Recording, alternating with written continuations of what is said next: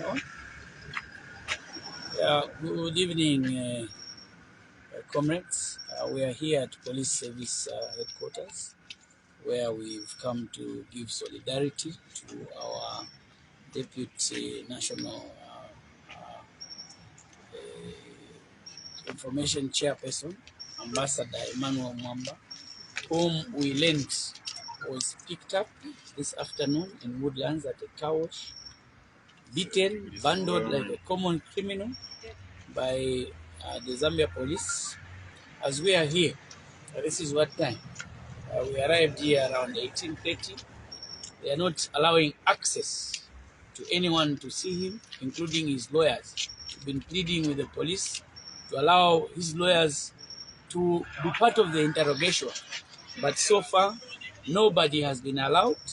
As you can see, he's still inside.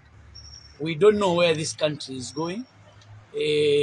Our constitution provides that one should be, have a lawyer to be present when they are being interrogated. We have Emmanuel Mwamba, who was our ambassador in Ethiopia, ambassador in South Africa, a person of reputable status, being picked like a common criminal. The police have got no regard for anyone whatsoever because they are receiving political instructions. Where is our country going to? This has to stop. This must stop. I end here for now. Yes, thank you. Thank you so much. And, on behalf of members of parliament who've turned out to equally give support to Comrade Emmanuel Mwamba, we are saddened with this continued police action and police brutality. The report that we got was very disturbing once we were in the house, that MCC Emmanuel Mwamba was picked up and beaten, at the car wash, bundled into a vehicle like a common criminal, and brought here at service headquarters. We are obviously here to give him support, and we came here to see him and find out how he's doing. We've not been given access. So two things. One, the continued brutality of suspects. If Comrade Emmanuel Mwamba is a suspect, he still enjoys his rights. Secondly, we're here with his family. The family deserves to know where Emmanuel Mwamba will spend the night tonight. The wife is here carrying his medication, and she wants to pass over the medication to him. So you can imagine that we are back to the colonial times where people will be tortured. The suspects are tortured because our country is sliding in a police state. What is even more disturbing is that the criminals, the real criminals, are still walking the streets. The people that took advantage of the 65 million kwacha, which was seized by Anti-Corruption Commission, are still walking the streets. Government has struggled to try and justify, but we know that the money never hit Control 99.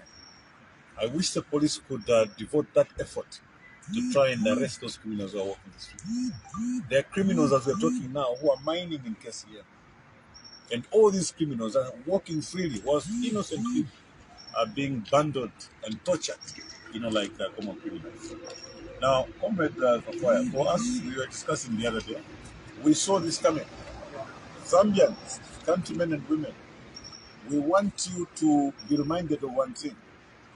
Whenever the UPND government does something wrong, they find the sacrificial lamb.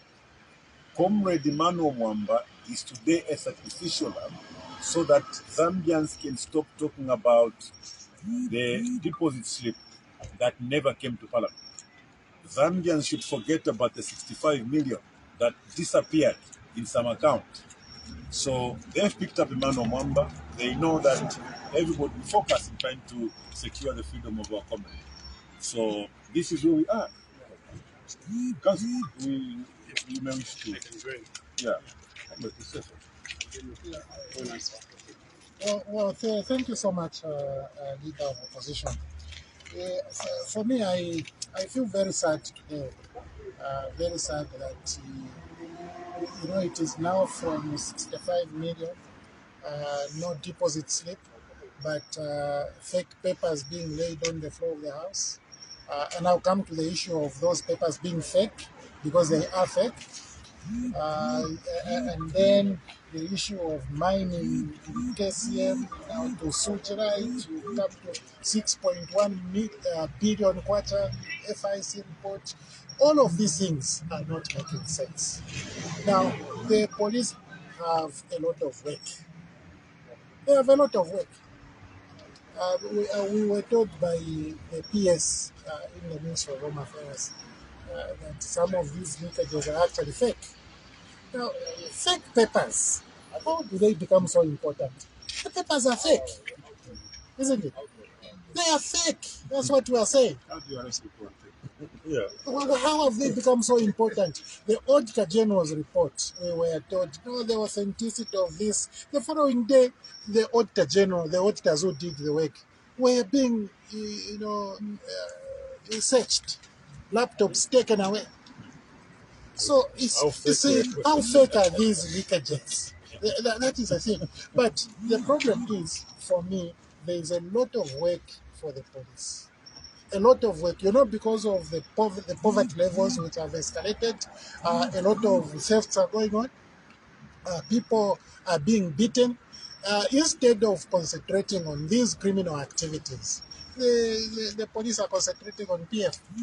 Listen, PF is not an enemy of the people. PF is just an alternative leadership for the people, isn't it? PF, you can draw a lot of ideas from PF. You can get a lot of ideas from PF because PF was in opposition for how many years? 10. PF was in government for how many years? 10. If you are serious, you can draw a lot of lessons from the existence of PF and you can make your governance a little better. Instead of laying fake papers on the floor of the house, instead of just promoting, national division, instead of doing just all these things which are inimical to the nation, you can become a better leadership by, providing the necessary leadership, as opposed to just looking for PF. PF is not your enemy. Your enemy is poverty. Your enemy is debt, which you claim PF left, but you have borrowed more than you have been able to raise yourselves. You have borrowed more than what you have been able to raise. Okay? So PF will never be your enemy. Your enemy is telling lies everywhere at every opportunity. That is your enemy. Because when you tell lies, people are going to know that if you lay a deposit slip which is not, people will know that it's not a deposit slip. So ubufi nga mwanashaka obufi mwamba n'okuteeka ekyalo bwino bakapokola mwamba okwikata ifipondo, not by PF. You will be okay if you do these things. Even IMF, as you do your restructuring of debt, they are going to say you are credible. You can't be saying you are credible if you have in parliament. No, we are credible. I'm sorry. Yeah. Just before I invite Senior Counsel Sanga, the issue of human rights, the issue of the rule of law, forms part of a good record for a country.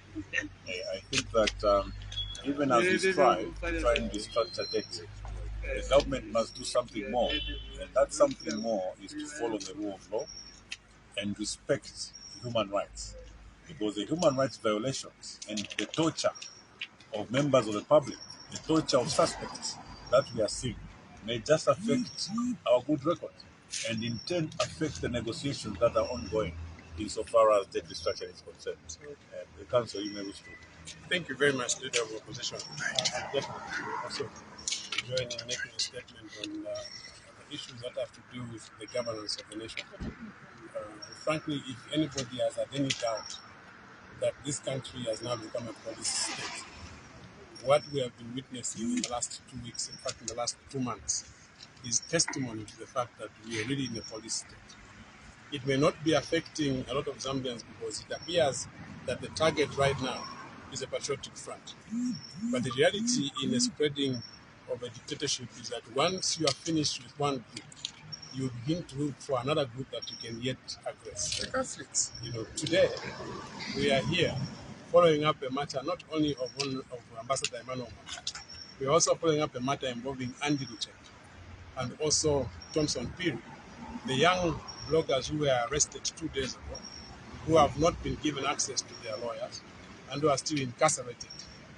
When we came here, we were informed by people that were around when Honorable Mwamba was picked up and people that were also witnessing the time that Mr. Luchet and Mr. Piri were being arrested. And it has been confirmed to us that they are still locked up or they are still held up somewhere within force headquarters. But the police have refused to give us the access to them as their lawyers and also as their comrades from Parliament. Honorable Makebi Zulu was here earlier on before I came, and he's been engaging the police command, to try and see if they can give him access to these 3 individuals in order for them to just get information about whether they've been tortured or not. Now, the reason why the police would restrain you from accessing your client is clearly because they have either tortured him or they wouldn't just want him to be able to have legal representation at the time they're interrogating him. If you get into the culture of interrogating citizens in the absence of their lawyers, then you have arrived at a police state. This is not the only case we are following up. There's also a case of Dr. Zumanizib. He has been incarcerated. He has been moved from one facility to the next without being presented before the courts of law. His lawyers have made an application, to court, and they've asked the court to issue a writ of habeas corpus. Even that matter is being, it's moving at snail's rate, because now we can even begin to accuse other institutions of being complacent to the degeneration of the rule of law that we're experiencing as a nation. How can you take such a long time to issue a writ of habeas corpus? Ideally, a writ of habeas corpus is supposed to be issued within 24 hours to 48 hours. Comrade Zimba has been in custody for the past 2 weeks. No writ of habeas corpus has actually been issued. If you relate also to the case of Honorable Nixon Chiram, Secretary General of the Patriotic Front, he's had to protect himself, because if the law cannot protect you, a human being can use the initiative to protect themselves. He has challenged the issue of that warrant of arrest against him, that bench warrant against him, on the basis that he was in the High Court on the day that he was supposed to be in court in Kawambo. Strangely, today the High Court issued a ruling in which it says it doesn't have powers to cancel that bench warrant. We all know that if one individual is required to appear before 2 courts, you are mandated to appear before a court which is superior to the other court. On that day, Honorable Chilang was supposed to appear in 2 courts. He was supposed to appear in the High Court, he was supposed to appear in the subordinate court. He sent word to the subordinate court, including documentary evidence, that he couldn't appear in Kawambwa on the same day because he was appearing before the High Court in a matter where he was cited for contempt of court. Now, contempt of court are criminal proceedings, and the proceedings that were in the subordinate court in Kawambwa were also criminal proceedings. So 2 criminal courts were hearing the same individual's cases. He was obliged to appear before a superior court because on that account alone, the lower court should have given him an adjournment. Unfortunately, the court in Kawambwa issued a bench warrant against him. When he challenged it by bringing the case in the High Court to challenge the decision of the subordinate court because it is an inferior court, the High Court, which is supposed to be a superior court, has decided to wash its hands of offering. Now, if you call that justice, then you have to change the definition of justice, because in this case, it is actually a miscarriage of justice instigated by the court structure itself. Now one lives to wonder, what is going to happen if an individual will be required to appear before the subordinate court on the same day as before the High Court? What decision do you make? So it's just created this confusion. We are hopeful that, whatever next steps the lawyers for Honorable Chilang are going to take, if it is appealing to the Court of Appeal, we can make an appeal to the Court of Appeal to just come out and deliver justice in the quality of justice that people expect of an institution like the High Court and the Court of Appeal. We've been practicing law for a long time. You know that if you explain to the to subordinate court that on the material day you are in the High Court, they are mandated not to issue a bench warrant against you. But in this case, because you are dealing with a leader of the opposition in the name of the Secretary General, and somebody who's not who's actually a member of Parliament who you want to humiliate and embarrass, you decide to sidestep the law and focus on ensuring that it gets punished. The reality about the law is that if you don't follow the law, you basically create anarchy. These people that you keep victimizing and vilifying, in fact using the law, verify them, like what happened to Ambassador Mwamba today. It was very unfortunate. Onlookers who were there started crying because they saw what he was going through. He was humiliated, he was vilified, he was assaulted by the police who were supposed to protect him. And now we've been here, we spent the last 4 hours trying to find out if we can have access to him. We're not even aware what condition he's in. We don't even know now where he is, but insofar as we have been informed, including by police officers who have been very cooperative to us, he's actually within this facility here. And we are hopeful that somebody can listen to what we are saying and make a reasonable decision and ensure that we are given access to him to establish his current status. And quite frankly, if anything has happened to him in terms of torture, he's supposed to be given access, he's supposed to be allowed to go and seek medical attention. You can't torture somebody and then confine them somewhere where they cannot be accessed by their family. The wife is with us, and also some other friends are with us. We are hopeful that somebody can listen to this and make a decision, allow us to have access to him and talk to our court. Thank you. Thank you. Mwamba. Thank you so much, Leader of Opposition. It's very sad to see what is happening in our country. We've only got one country, which is Zambia, which we should all protect. There could just be one reason why they don't want us to see our comrade. It's probably Solid, and they can't allow us to see him in the state in which he is. But what we should not forget is this power which we acquire doesn't last forever. So all they are asking from the government is, can we see justice to prevail? He's not a criminal. If anything, hasn't even yet been charged. Why not let him have access to his lawyers so that he can explain exactly what the situation is, and more especially his wife and the family members who are here? We are not asking for much. We just want to see him and, if possible, find out where he is and how he's doing. It's very sad. We should not forget, lie to ourselves. This is just political power, which is not going to last forever. Government comes and goes. But if we will be treating ourselves like this, what about if they were to leave power and the other government comes in? Will they be happy to be treated the way they are treating PF members? I don't think this is the best way, where if really we want to create an atmosphere whereby it's one Zambia, one nation, let us preach what we are talking, let us practice what we are preaching about as one Zambia, one nation, not whereby we preach something else and then what we are doing is contrary to what we are talking about. Thank you. Yes, thank you. So, countrymen and women, we remain determined to try and locate where Comrade Mwamba is. You can see members of parliament keep on arriving at force headquarters. We are resolved. We want to ensure that within the course of this evening, we should be able to find Comrade Mwamba and, if possible, find a medical practitioner who can attend to him. We are all worried in what state he may be in, going by what we were told by those that witnessed the brutal arrest. Our national women chair lady is here, so she may want to say something. Thank you, Leader of Opposition. Actually, this is a very sad moment, especially for us women. I could actually see the teary eyes of Mrs. Mwamba, the agony that she's going through, just like every other woman, not knowing what has happened to your husband. As I conversed with her, she said her last conversation with her husband was, call the lawyer. So you can imagine just the torture of not knowing where your husband is, what has happened to him. The president himself is a father, he's a husband, and I'm sure he would understand if the First Lady were to go through such anguish.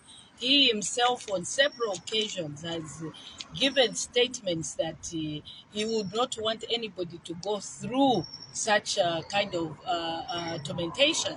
But this is what is happening. And my appeal, I think, to the general populace out there is that this brutality is real. And the sooner the Zambian people wake up to the reality that we are under capture And today it could be one of us here at the police station. Tomorrow it will be somebody else. I think everyone has the right to justice.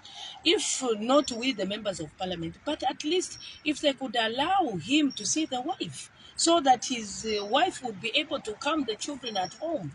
This is uncalled for. This is a democratic dispensation.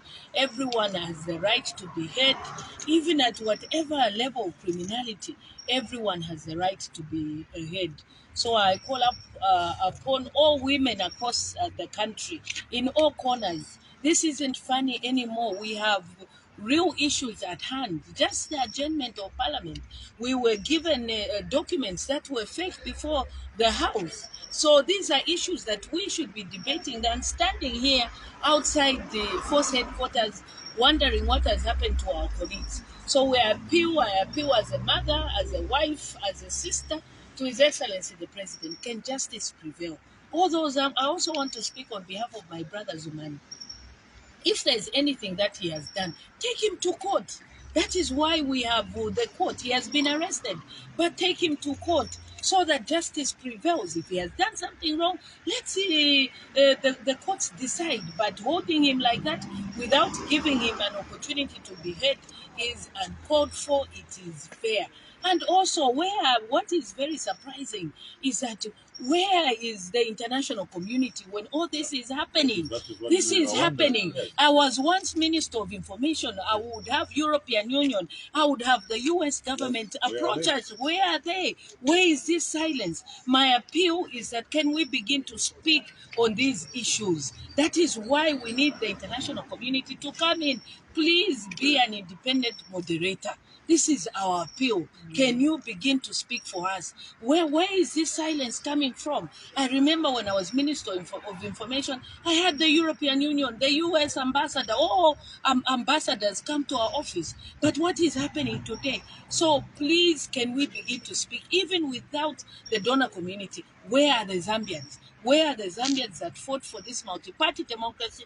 Where are these Zambians that fought for equality for all Zambians? Can we begin to speak? It is not a matter of being in opposition. It's a matter of justice. It's a matter of every Zambian standing up and speaking for what is right. Today I might not be there. Tomorrow it will be somebody else. But can justice prevail? Can Ambassador Mwamba be given an opportunity to see his lawyer, be given an opportunity to see his wife? I can imagine just the tormentation that the wife is going through, not knowing where your husband is. There are rumors right now that he has been brutalized. So you can imagine what the wife is going through. So please, whoever is in charge of this mess, can we please have order?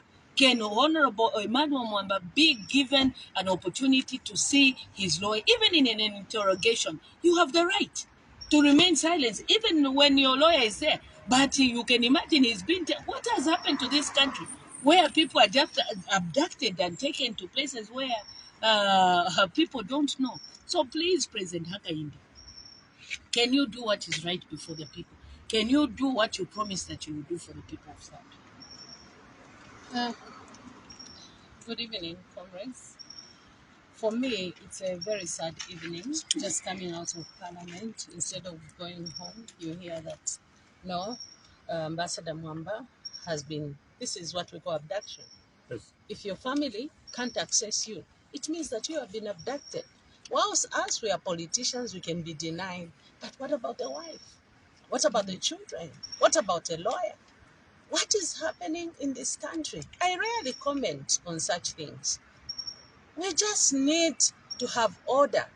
The Minister of Home Affairs should facilitate that Mrs. Mwamba should be able to see the husband. It's just order that the wife should know where the husband is. She's the next of kin. Before we even look at any other person, allow the woman to access and see the husband. My appeal to His Excellency, Hakainde Hichilema, you understand what it is and what Mwamba is going through right now. And you wouldn't want any other person to go through what you went through. Honorable Chirangwa, he's not omnipresent to say he can be in two places at the same time. Only a witch can maybe be found in two places at the same time.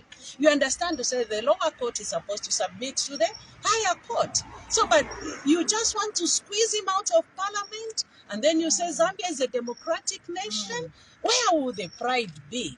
We lost Kabushi because of the same kind of treatment. We lost the Kwacha because of the same kind of treatment. Now you are targeting Kawambwa. It is not good. You should allow democracy to, it should be able to flourish. We can't allow a situation where you squeeze out members of parliament so that then your numbers can grow. That is not the way democracy works. It's important that we put these things to order. Allow the real rule of law to take place. We can't allow to have a member of parliament a war just because you knew. And the lower court and the higher court, they communicate. They know very well to say Honorable Chilangwa was in a particular court at that time. In addition, Honorable Chilangwa is a man living with disability. If we have any regard for people living with disabilities to be represented in parliament, can't we give him chance so that he can be there to attend to the issues which concern a marginalized population in this country? It's important that we try, whilst I understand you are in power, it's important that you look at some of the people who are disadvantaged in this nation. I submit. Yes, thank you. I think just to wrap up, the last time this matter came on the floor of the House regarding abduction of members of Parliament, the Honourable Minister of Home Affairs came up sharply and denied that there is no such thing as abduction of members of the public. But there it is. People who reported to us from the car wash told us that Honourable Comrade Emmanuel Mwamba was actually abducted after being brutalized.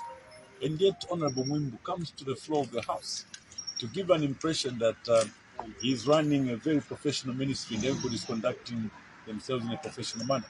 We want to place it on record this evening that abductions have continued. The torture of suspects has also continued. Like the Honourable Chair Lady put it, we wonder where the international community is. How is it that suddenly they can't see anything wrong with the new Dawn administration? We were in government before, and we know how many times they wrote articles and made statements about government at that time. What we are seeing now has not been seen in the past 20-25 years. And yet the cooperating partners, the donor community, is totally quiet.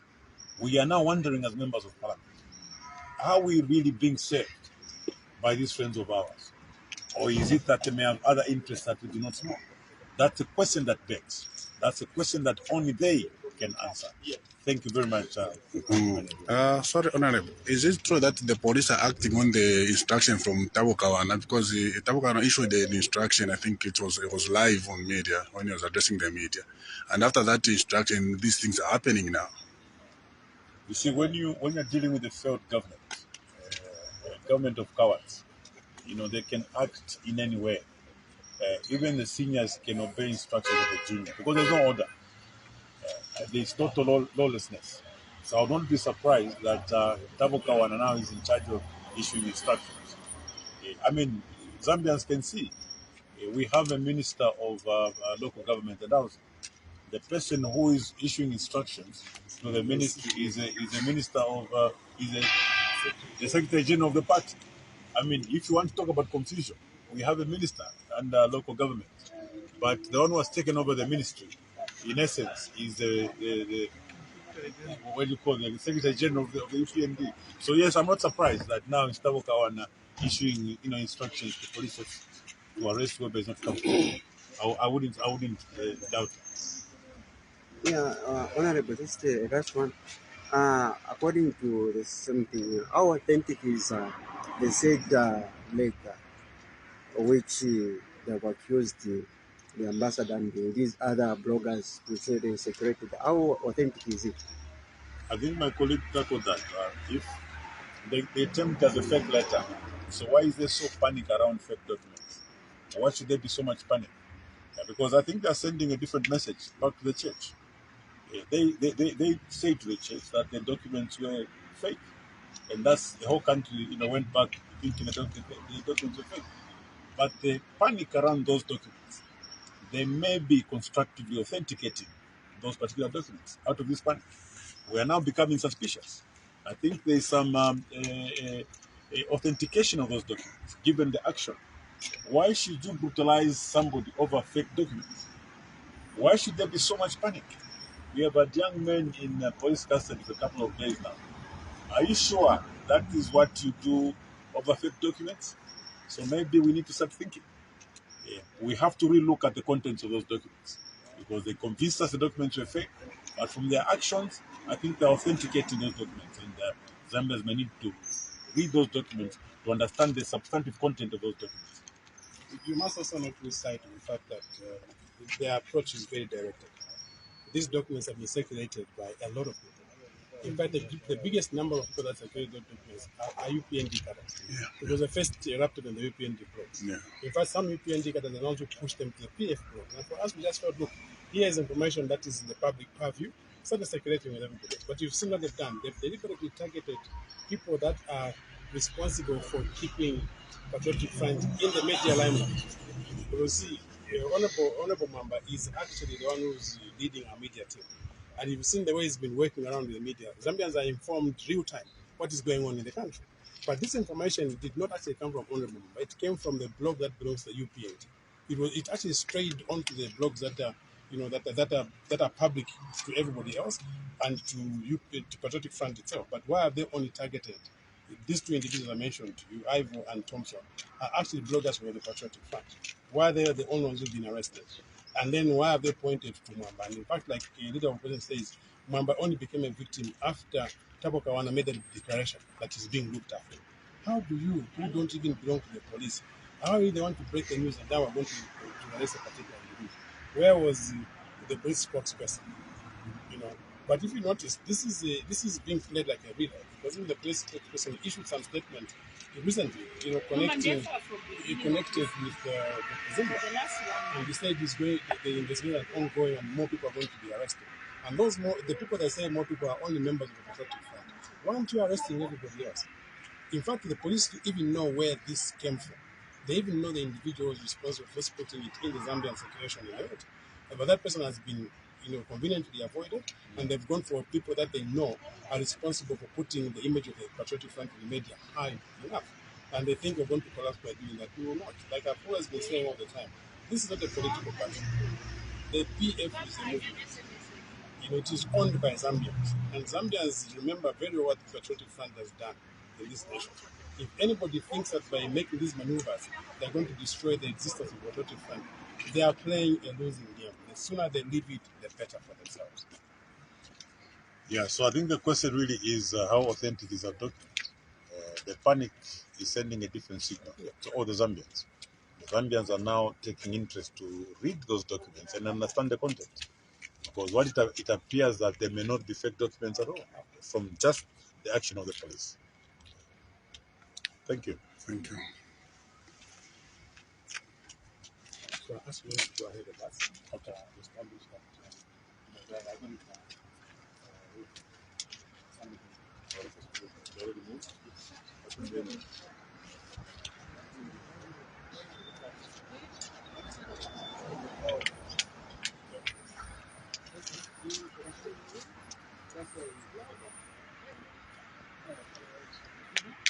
Just establish it.